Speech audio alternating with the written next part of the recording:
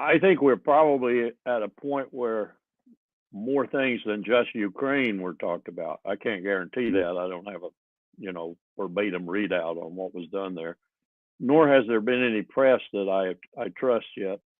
But I suspect that Lavrov and Putin are a little bit concerned right now, given what's been coming out of Washington, and in fact coming out of the president's mouth himself, that confuses them. I think Putin probably is less confused than perhaps other world leaders, like those from Brussels, for example. Um, but nonetheless, you have to be perplexed about a man who sits upon, at least everyone in the world seems to continue to think, the great power that Trump sits upon, militarily and otherwise, and who is so all over the map in terms of his comments about what he might do with that power, or about what his foreign policy might be, or what his domestic policy might be. Right now, Nima, I actually have very sound, stable gentlemen and gentlewomen emailing me and talking to me about the coup that is already underway. So there is grave concern in this country right now about where Mr. Musk and his friend, the President of the United States, might be taking this country. I can't imagine that that's not reflected to a certain extent in the talks in Istanbul, too, because Putin has been so led around the map, as it were, by previous US presidents. And you have to go all the way back to the beginning when he really was beginning to replace Yeltsin, and then finally did replace Yeltsin. He's had nothing but deceit, nothing but lies, nothing but cheating, nothing but dissembling on the part of the American empire to deal with. So he's got to be, and his people have got to be, because he probably would have imbued them with this before they went to do anything of consequence, the idea that they're dealing with a deceitful empire. And so even though Trump might be more amenable to dealing with Putin, I'm not sure in the long run Putin is going to be any more amenable dealing with Trump than he was with it had he been able to do so, Biden. It's a strange set of circumstances, really. I think Putin just wants to get this war done.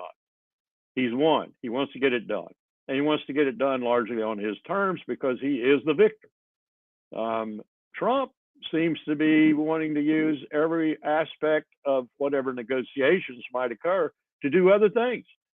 And that's got to be very nerve-wracking in Istanbul if the people there for Trump are acting that way too. I hope they aren't, but I don't know. Larry, do you believe that Donald Trump is, because the way that he's talking about Ukraine, let's put it this way, it seems that what does he want for Ukraine in a long run? Is Ukraine involved in any sort of negotiation that he's talking, he's implementing with Russians? Because after all, there has to be some sort of understanding between the United States and Russia in terms of long-term security of Europe. That would involve the western part of Ukraine as well as Europe. How is that going to play out in the, I don't know, in this sort of strategy on the part of the Trump administration? So the smart thing to do, and my information led me to believe that at least some of the people involved with Trump, with Ukraine, understand this, would be to take it up a remarkable level, if you will, to talking about the aftermath being an aftermath with a meaningful dialogue about and then work toward a European security architecture that would include Russia. The same thing we were doing in 90, 91, 92, 93 till Bill Clinton screwed it up and everybody since went off the map on it. So that's what I think they should be aiming at, and that's what I was told they were going to aim at. They were going to aim at a new architecture for security in Europe that included Russia. What did that mean for NATO, or what does it mean for NATO? It means NATO no longer exists, really, except as a medium through which the security arrangements safely and securely pass to create the new. And it means Germany has to be very much a vibrant, awake, and functioning part of that security arrangement, because undoubtedly Germany, and to a lesser extent France, notice I did not include Britain, and would not include Britain under any circumstances were I dealing with it, because Britain is just not Germany nor France anymore. Sorry, the triumvirate doesn't exist anymore. If that's not what they're doing, then I don't know what they're doing, because otherwise they're just saying, we're going to stop the war. You get what you got through battle and casualties. Zelensky, you need to get out. You need to go away. Ukraine needs a new ruler, and Ukraine is going to be this state that is not probably going to have any prospect of being in the EU, and certainly no prospect of being in NATO, and maybe might get a security guarantee or two from the United States, perhaps Germany, perhaps others. But that's it. And it's over, and now we can get on to business. And business is getting your minerals and all the other things that I want to do with Ukraine. But I don't know. Frankly, Nima, I couldn't tell you where this administration, domestically or foreign policy wise, is going from Monday to Friday. They are all over the map. They don't seem to know what they're doing, except, and this is very disquieting, former Secretary of the Air Force, very stable man, very solid man, on an interview with Rachel Maddow here recently, pretty much summed it up. There are a lot of people in this country that believe we're watching the beginning of a coup d'etat. We're watching Air Force Judge Advocate Generals be removed, very selectively removed. We're watching the chairman of the Joint Chiefs of Staff, other service chiefs be selectively removed. We're looking at people who are MAGA people coming in to replace C.Q. Brown as chairman of the Joint Chiefs, for example. We're looking at what would be the kinds of moves that would be made to ensure that were you to assume ultimate power, you'd have the military on your side. That's what we're looking at. And preliminarily right now, but enough substance to it to realize that there is something afoot here. Not just Trump's angst and his poisonous attitude towards the Milley types, but a concentrated effort to get ready.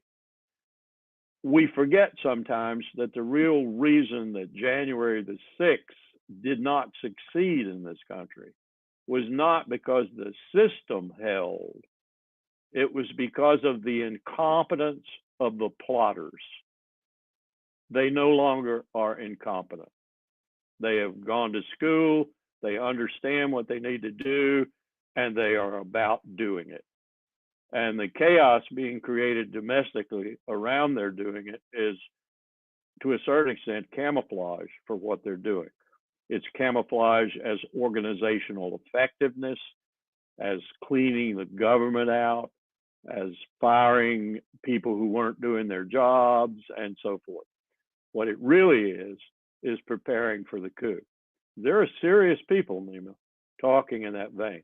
So, all to say, if you're Vladimir Putin, how do you look at this? If you're Sergei Lavrov, how do you look at this? Wang Yi, Xi Jinping, how do you look at this? What is happening? Am I happy about what's happening? Do I really think that Donald Trump is going to be a better member of the empire with regard to my interests or not? I don't know. I don't know what kind of decisions they're making, but ultimately this has got to be influencing what is going to happen, what is happening, and what will result from the negotiations over Ukraine. And that at a time when Putin is fixed. I mean, I don't think it could be any more fixed than Putin is. He's taken 1 to 300,000 casualties. He's inflicted over 1 million casualties. He's won. He's won, in some respects, a Pyrrhic victory, but he's won. What is it going to get him? He knows exactly what he wants. He knows precisely what he wants, and I feel like the Duma and much of Russia knows precisely what they want. But is he going to get it? And is Donald Trump going to be able to give it to him? And is that going to cause a certain amount of peace and sobriety to reign in Ukraine and elsewhere, NATO included, that could lead to more substantive and fundamental talks about a security architecture in Europe that includes Russia, which would be the only way to ensure stability and peace? I don't know, because the factor in this that is unknowable is Donald Trump. And to a certain extent, Peter Hegseth and a number of other people who are in the position to influence Donald Trump. Larry, how do you find the European Union right now and European countries? It seems that they're so frightened with the new attitude of the Trump administration. We had the Polish president coming to the United States, Emmanuel Macron right now. Starmer is going to talk with Donald Trump. What are they seeking for with these negotiations, with these sort of talks with the Trump administration? Well, I hate to say this. London was one of my wife's favorite cities, and mine too, but I've just about decided to disown them. They haven't had a prime minister worth warm spit in quite a while, and Starmer might just be the worst of all. So I have no doubt in my mind that he's going to storm in and try to get Donald Trump to guarantee this and guarantee that, just like he was trying to get him to guarantee British troops in Ukraine. And here I have, as I think I mentioned to you earlier, the Frenchman whom I have a great deal of respect for, who said the British couldn't put 20,000 troops in Ukraine if they scraped the bottom of every county and precinct in England and then went to Scotland and Wales and added Northern Ireland. He's right. The British can't even sail their aircraft carrier, Neiman, because they don't have enough sailors to sail it.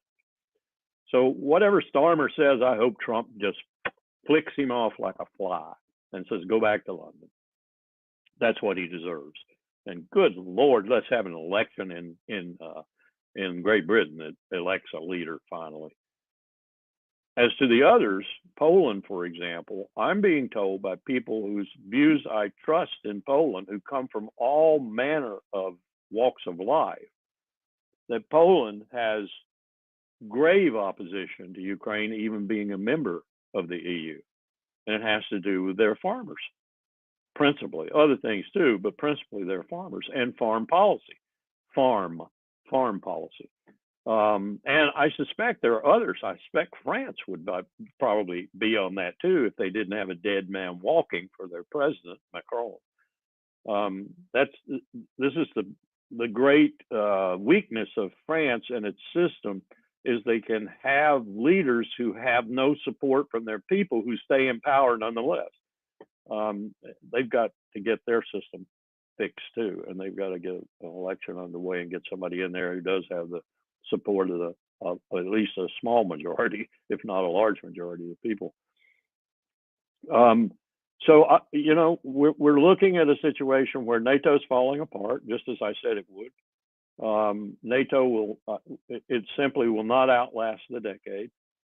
And we need smart people, including in Germany and France, to help orchestrate whatever's going to replace it on their behalf, not on our behalf, on their behalf, and to make whatever it is still a part of the transatlantic link. No doubt that we will continue to offer Europe our nuclear umbrella. No doubt that we'll continue to probably from time to time have exercises with them and so forth. But we do need to come home. We do need to bring our troops home, mostly. We need to change that. If Musk wants to do something smart for the military, let's get rid of some of these general officers and admirals who are associated with NATO, because they don't do anything except associate with NATO. And every time we have one, they have to have an equivalent. So they are way too top heavy in admirals and generals, as are we. So there's so much Musk could do within his writ, as I understand it, with regard to NATO and the military in general, if he had Hegseth's approval and Hegseth's cooperation. But I don't know. What they're doing is getting ready for a coup. That's what they're doing. These JAGs were not only people who enforced the law, the Uniform Code of Military Justice within the military. They were people who enforced things like the Air Force JAG, Air Force 1-1. Air Force 1-1 allowed the Air Force to take people who pushed Christianity too hard on their troops and punish them, or at least reverse their actions. Well, he's going to put his own JAGs in there now. Bet there'll be Christians. Bet there'll be hardcore Christians. Bet there'll be Christians that Hegseth can accept. What does that mean? Does that mean we're going to have more general officers and admirals who are Jesus followers? We got enough of them now. Are we going to get more of them? Domestically and internationally, we're still trying to figure things out here. Where are we going? Where are we headed? And that includes Ukraine. He's all over the map about it, from critical minerals to deals on this, deals on that, to Zelensky's a criminal and must go, to Zelensky's coming to meet with me, all over the map. The problem that I do see in what's going on right now between the United States and Russia, that and even the European Union, European countries, that the United States, Donald Trump is he believes that in the future there would be no security guarantee on the part of the United States from to what's going on in Ukraine. European countries should provide security guarantee for Ukraine. On one hand, you can understand what he's talking about. He wants to withdraw from Europe. But how about, Larry, we had, if you remember, the Minsk 1 and Minsk 2 agreements, 2014 and 2015. Right. There was a huge problem with the United States not being not being a guarantor to what has happened to that agreement. That's why the United States could play with the situation in Ukraine, with, the foreign policy. Nemo, we didn't want to be a guarantor because we knew what we were going to do, and it was going to be duplicitous and conniving and under the table.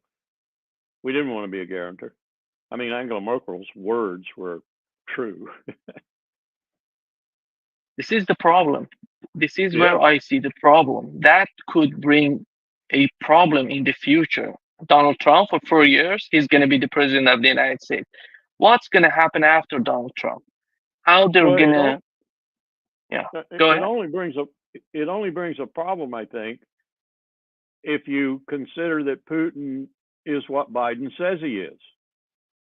Very interested in other attacks on other NATO countries. Very interested, and Biden said this. Biden said this categorically. Very interested in reestablishing the Soviet Empire. Putin has no desire whatsoever to do either one of those. He has no designs on Estonia, Latvia, and Lithuania, less so even with Poland. He has no designs on a war with NATO or a war with the United States, which might emanate out of something like that were he to do it, even if we were gone from NATO, but still providing our nuclear shield. And I don't think there's any American president that's going to take away the nuclear shield from Europe. I just don't. That'll be the ultimate withdrawal into Fortress America if we do that. So this new European security architecture could well have as a guarantor of the other side of it, if you will, the European side / North America, that nuclear umbrella. It could very much be a component of the new European security idea. Ooh, so could the Russian arsenal. They could both be nuclear guarantees for the West, if you will. This is a huge decision Putin has to make. Remember my conversation about the inexorable movement of power and everything else associated with power to the east through Central Asia to Beijing? That's happening. It's really happening. Russia's in both camps. It has the misfortune of historically, Halford Mackinder sort of pointed this out, being in both camps. Does it go east or does it go west? It very, very much wants to, from Gorbachev to now, from Catherine the Great to now, it wants to go west. It wants to be a part of Europe. If we deny that and push Russia off into this inexorable shift of power, we will have caused ourselves a huge challenge in trying to maintain ourselves as a very important pole of the new multipolar world that will constitute. So let's take Russia in. Let's take her in. Russia's got a problem right now, too, with what the Chinese are doing in their Far Eastern territories. There are more Chinese out there, I'm told, by people I know in Vladivostok. There are more, other than Vladivostok itself, there are more Chinese doing business in that portion of Russia than there are Russians doing business. And it grows every day. Some of it's transient, across the river, back, across the river, back. But even that transient population is taking money back with it for the commodities that it takes with it to sell. So Russia's got to make up its mind where it's going, and we don't need to make it make up its mind to go that way, eastward. We need it to come to our part of the world and to be a part of Europe and a part of the security identity that is Europe's defense, if you will. That doesn't mean we want to fight China with it. No, last thing we want to do is fight China with it because we probably lose anyway. But and we go nuclear. But it does mean that these new poles in the world, of which America will be one and probably not the most significant one. China is going to be the most significant one. No question in my mind. Technologically, militarily, economically, financially, China is going to be the number one pole. But they don't want to lord it over the rest of us. They don't. They see a multipolar world being cooperative and collaborative and bringing them economic success as much as they want. Let's live in that world, and let's deal with nuclear weapons, and let's deal with the climate crisis while we're living in that world. But before we can live in that world, we have to make sure our pole is reasonably coherent, reasonably intact. And right now it's frayed. It's frayed around this breakup of America and Europe. And I got to say, both sides are just as responsible for it because they've not been very smart. And the unity they now need to forge is not the unity of NATO. NATO's passe. It's gone. It's out. The Soviet Union's gone. NATO's gone. What we need is a new security identity that includes America, probably its nuclear shield, and that Europe is holding up on its own with Germany as the pole, if you will, inside that pole. And that's so clear to people who really think every now and then that I would think that even it would seep into Donald Trump's mind, but who knows? What I'm talking about, Larry, in terms of the security guarantee for Ukraine, because I see the security in Ukraine as a part of the Why, greater why do you security for Europe. why do you need And to secure Ukraine if Putin is not interested in any more actions against Ukraine? The problem will be Ukrainians trying to take advantage of Russia, not Russia trying to take advantage of Ukraine. You know that'll be the problem. That's been Ukraine's problem throughout history. So but the is the whole security problem would be the security. is the security mechanism going to take care of that? Is it going to sit there and hold the Ukrainians back, especially the Nazis, the Stephen Bandera But types? what Russia, yeah, what Russia was talking about, Larry, as you remember, in December 2021, they wanted to negotiate with the United States and NATO headquarters. Both of them are totally connected with the United States, and the United States is running both of them. This is the problem that they. Russia wants to negotiate wants a security architecture with the United States, not with Europeans. European country can be part of this sort of security architecture, but they know the United States is much more important in terms of the influence they're having on the on European countries, and what we've been witnessing in Ukraine for more than we're approaching 3 years of the conflict in Ukraine, uh, more than 3 years of the conflict. Yeah, How this is the problem. I'm talking. I'm not concerned about Russia attacking Ukraine or Europe because I really do believe they're not going to be that much insane to do that. They don't want it. They want some sort of peace with Europeans. They right. feel that they're part of Europe. It is the But you United States can't. and European countries that they're not considering them as part of Europe. But you can't make a security agreement across the Atlantic with the United States, Moscow and Washington being the principal poles, and just forget Europe. You can't do that. You can't do that. That would invite Germany's resurgence. That would be like putting a carpet out and saying, when you get your act together, which you inevitably will, rise up again. That's what that would be doing. You would be creating three poles of power, one led eventually by Germany in the center, and the other two on the flanks, probably in concert trying to keep Germany down.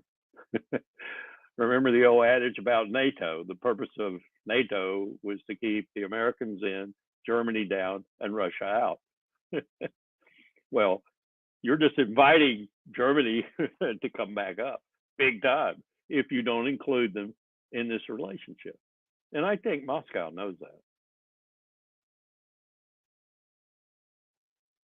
Larry, you since you've mentioned Germany, we had some sort of political change in Germany, which would bring nothing in terms of the foreign policy of Germany. And how Ooh, do you all evaluate what contraire, all contraire. I think Merz is going to have such a problem putting together a coalition that is anything but a shadow of the former coalition that Schultz led. And it's going to be such a disaster for Germany that his tenure will be brief indeed unless he wakes up and brings some other people into the government and Germany wakes up and understands that it can't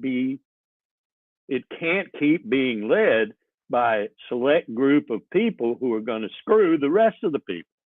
That's that's Germany's problem right now. And people who say, well, if he makes an alliance with AFD or he makes an alliance with the SDs or whatever, it'll all be copacetic. It'll work out. After all, he's a BlackRock CEO, former BlackRock CEO. He's a lawyer and all this. That's not what Germany needs.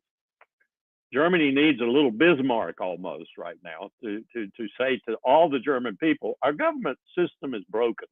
Let's fix it. Let's do something to get our system more in line with sanity.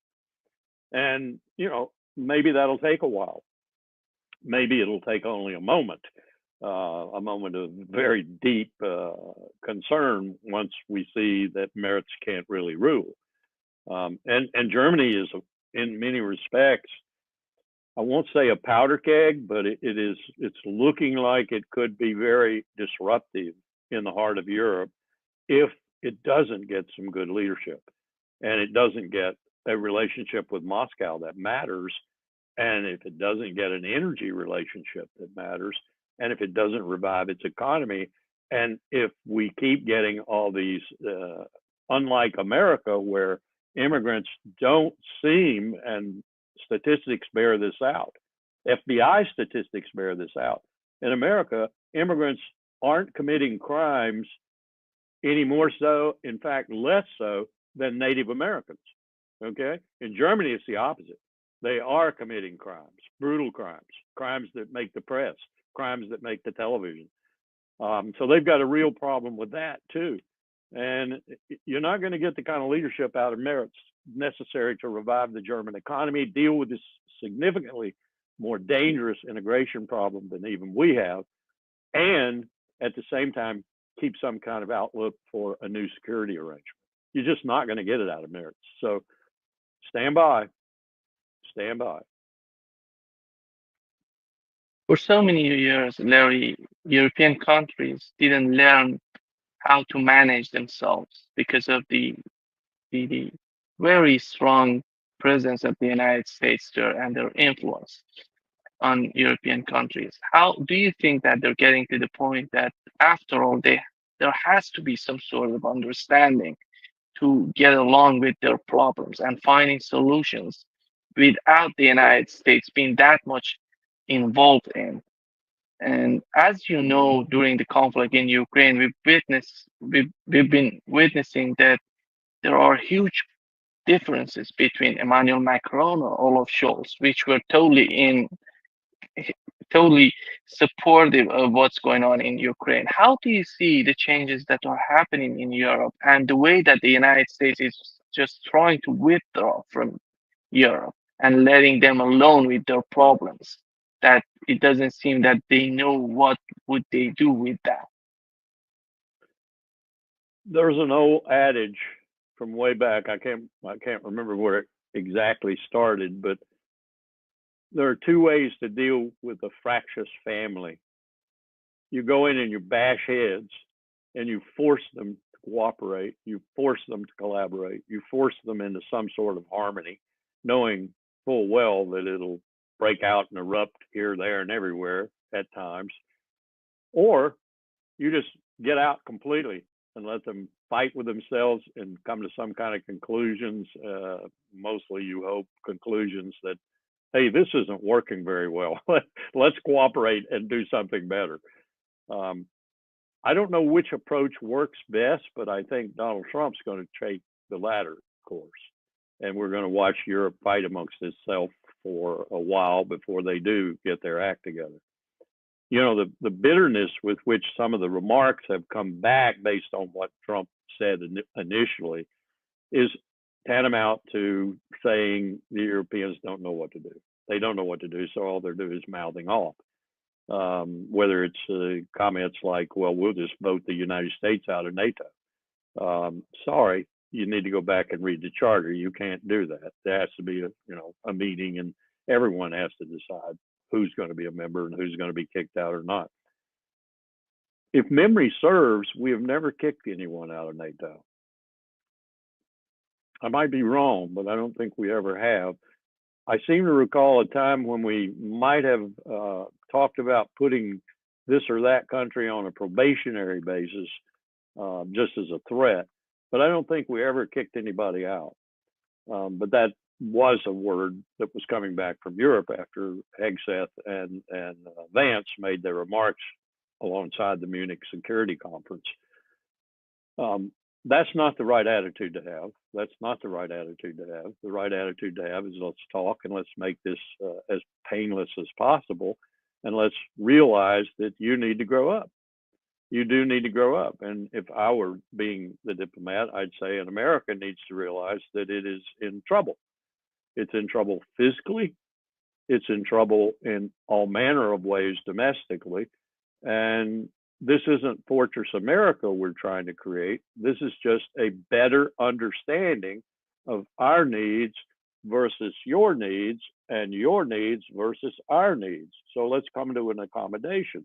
The most important part of which is we will continue to give you Article 5-like nuclear guarantees that our nuclear arsenal will be used in defense of you if you suddenly come in extremis. Then the question becomes, does that mean an individual country? Well, let's talk about that. And then you work out the details of what the new architecture is going to be like. And oh, by the way, if Russia's in there too, then you've got another nuclear arsenal that is guaranteeing your future. Under that, build your own conventional, if you will, security apparatus. I would even use this, Nima, as an opportunity to get rid of France's and Britain's weapons, nuclear weapons, because they are just an anomaly, really, as Israel is an anomaly, unless you think about Israel using the Samson option. That's the only validity for nuclear weapons for Israel. Think about it for a moment. Who in Israel is going to use a nuclear weapon on another country unless Israel is an extremist? And then they're going to use it on themselves and kill everybody that's coming in to take them because they're too small for it to work any other way. Is Israel going to shoot a nuclear weapon at Iran? Really? Is Israel going to shoot a nuclear weapon at Iran? Now, I realize Netanyahu's an idiot and a moron and a genocidal maniac, but I still don't think he would shoot one at Iran. So the Nuclear Non-Proliferation Treaty had a clause that the United States never wanted to talk about. It was that the major powers would go to zero too. Eventually, we would all work to no nuclear weapons, the most dangerous things ever invented by man. No one thinks we're going there. Powell and I used to have arguments over this, and he would say, Larry, you cannot disinvent nuclear weapons. The technology, as long as it's up there in someone's head, you can't. So the best we can do is go down to small numbers. And we were even talking about going down to less than 1,200 in both Moscow and in Washington. Think about that. We had 30,000 on both sides, went down to 1,200, or we're going down to 1,200, and we could live with that. A much safer world. That's probably as low as we'll ever get. But we do need to take in account the Nuclear Non-Proliferation Treaty's ultimate goal and start disarming some of these states that are already nuclear weapon states. A good place to start would be Britain and France. So let's pull into this new security architecture that concept too, that we don't need any more nuclear weapons than the 8,000, 10,000 or so that we have on both sides, as it were, of the new security architecture, Moscow and Washington. By the way, maybe we could even get down to 2,400, 1,200 in Moscow, 1,200 in the United States. That would fully cover our capability to destroy the world. So, yeah, there are all manner of things that we could do that would be bright and good for our future. Will we do them? Not under leadership like Donald Trump offers, in my mind. What do you make of? Where are the leaders? That's the question. Someone asked me from Berlin, where are the leaders, Larry? Where are the leaders? And, I had to say, they're not in North America and they're not in Europe. Where are the leaders? Seems to me like the only two leaders in the world today, however we might hate them, that make a difference and a consequence. And I won't include Modi because of his incredibly racial views, religious views, whatever, with regard to what the second largest Muslim population in the world, in India. But I will include Xi Jinping and Vladimir Putin. I don't care what you think about their governing philosophies. I don't care what you think about their autocracies or whatever you want to call them. The day of liberal internationalism is ended. It's over. Over, done with. It went out with Victoria Nuland's fat ass. What is needed now is reality-based internationalism. Not a retreat into fortresses, reality-based internationalism. Not Joe Biden's version, H.W. Bush's version. That's what we need. And this new security architecture I'm talking about needs to be a huge component of that. And what will you do with China then? When China's looking at a security architecture that includes 740 million Europeans, 340 million Americans, and 150 million Russians, and all that vast territory, and all that enormous economic capability. China cooperates, as they want to do anyway. China and Central Asia and Iran and the rest of the world cooperate. And we all deal with climate change, and we deal with new regimes for nuclear weapons treaties. It's not rocket science, really. It's inevitable. But humanity has never been very good at following the inevitable. It usually tries to create something that's disastrous. Larry, what do you make of Lavrov visit to Tehran, to Iran? What are they trying to do together right after the talks between the United States and Russia in Saudi Arabia? I think Iran is probably a little bit worried that Russia might renege on at least some of its commitments, if not outright in terms of its passion to complete them or to enforce them. Um, but that won't be a problem for Iran if the United States doesn't let its little attack dog, Israel, go after them and doesn't back them up.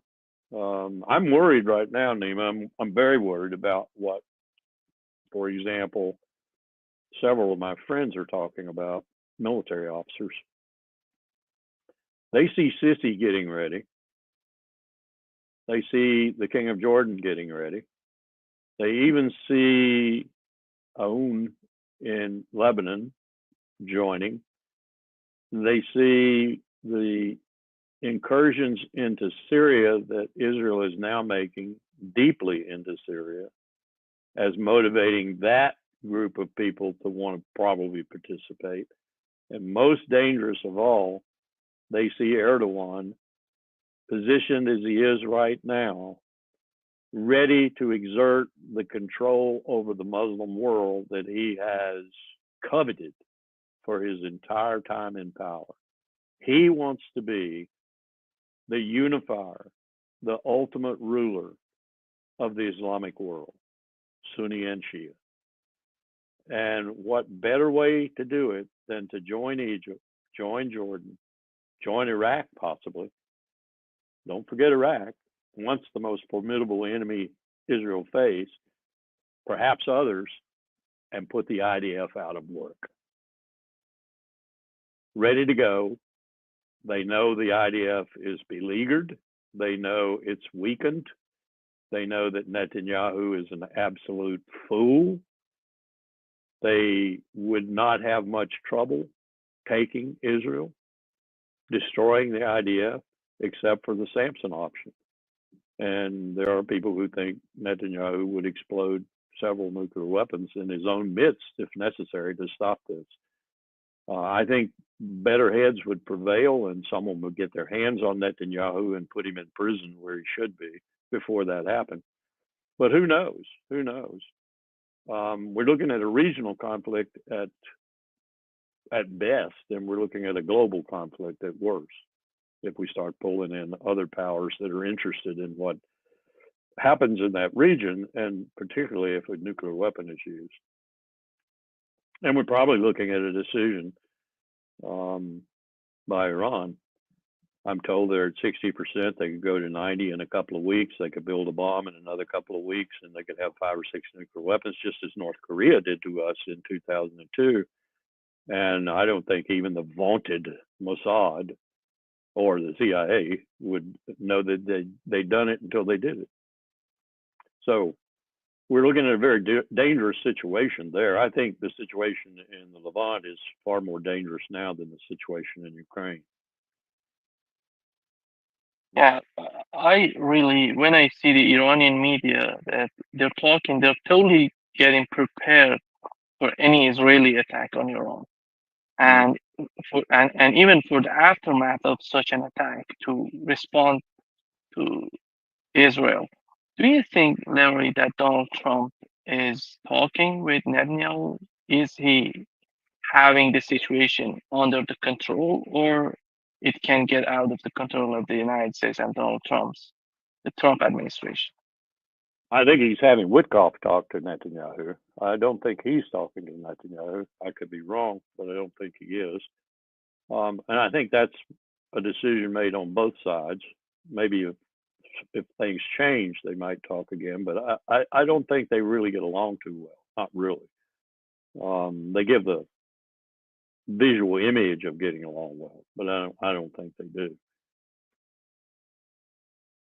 The interview I did with Iran Press TV this morning included a comment by the interviewer, a very astute comment about the two B-52s that we flew over and what they could do. And I came back and I said, do you know that those B-52s are older than the people flying them?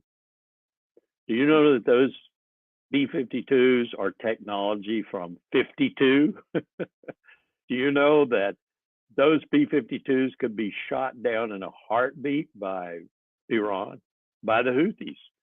They could be shot down by probably shot down by that government in Damascus. Why are you frightened of B-52s? And my point was simply, why are you frightened with the conventional might of the United States of America, period? And I went on to explain to them how every chairman of the Joint Chiefs of Staff since Colin Powell has recommended to the President of the United States not to start a war with Iran. As a matter of fact, most of them have recommended don't use air power to try and take out their nuclear program, because we know that at the end of the day, the nuclear program will survive, and we will have made Iran very, very angry, and we will have made them make the decision, which they have not made, to go nuclear. That's been the opinion. That's been the advice to the presidents of the United States from the military. I don't think that advice has changed, even with Hegseth there. Now, were Trump to turn to Hegseth and say, I don't care about that, I don't, and you realize a lot of the military is disappearing now, including the chairman of the Joint Chiefs of Staff, so you might get a different opinion out of them. But even if that were to happen, Iran could handle the United States. Conventionally, it could handle the United States. Could it handle the United States nuclear-wise? No, it couldn't. No country in the world could handle the United States nuclear-wise outside of Russia. China couldn't even. Not yet, anyway. China's trying to change that by building out, which is another danger. So Iran is in a position right now where what I'm talking about with regard to the extraordinary straits Bibi Netanyahu has put the IDF in. Syria, works both ways. Let me put it that way. Yeah, Israel can go across Syria to Iran, but Iran can go across Syria to Israel. So, I would not be remiss to point out that Iraq attacked Iran, and Iraq got its butt handed to it. And at the end, had it not been for the United States, Iran might have been in Baghdad. And it might have been in Baghdad a couple of times before that, had it not been for the United States, because the United States played both sides against the other in order to keep either side from winning. We didn't want Saddam Hussein to win. We didn't want the Ayatollah to win. So we would throw our weight to Iran, then we'd throw our weight to Iraq, intelligence, munitions. Remember Iran-Contra? Those were Hawk missiles and TOW missiles going to Iran. Pretty formidable firepower at that time.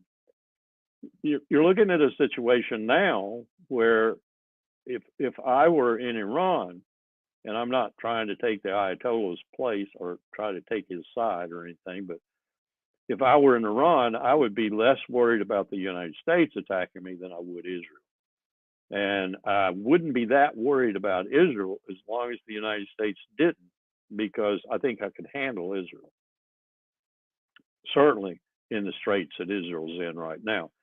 So Netanyahu's in a position right now where his bark is a whole lot worse than his bite. And if he does nonetheless try to bite, I think the United States might just let him hang out there with his teeth in the Iranian tiger, so to speak, and shake until he falls off. I don't know that. I don't know Donald Trump. I know sane presidents. I know sane military leaders, but I don't know Donald Trump. And I don't know Raising Cain, this MAGA guy who's a born-again Christian or whatever, that he's going to make the new chairman of the Joint Chiefs. So everything could change, that I just said. And we could go into a massive conflict that everybody loses from. But I would not be, if I were Iran, I would want to have the relationship that it seemed to be developing with Russia, to be sure. I'd want to have these state-of-the-art aircraft coming in and new squadrons being formed. I understand right now there are enough aircraft on the ground for one squadron, and they're in new equipment training now. I'd want to have the assets that Russia has offered me, and some of them given in terms of air defense and so forth. But I've got a pretty formidable arsenal myself. I would not be as uncomfortable as some people seem to be, including this interviewer this morning, about Iran's position right now. I think it's a delicate situation, to be sure, and one never knows where Trump is going to go. Go back and look at the assassination of Soleimani, which was absolutely uncalled for and unnecessary and a war crime of the first order, but Trump did it nonetheless. But I wouldn't be as concerned as some people are saying they should be.